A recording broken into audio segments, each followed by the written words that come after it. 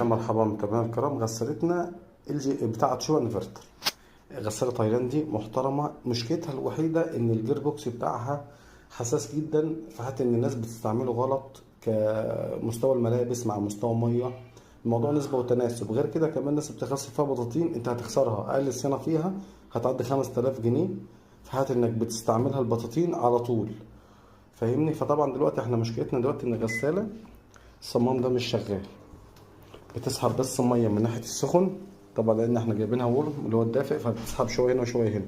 فاحنا لو قفلنا الحنفيه بتاعه السخن لوحده البارد مفتوحه مش شغاله كده، الصمام ده فيه مشكله.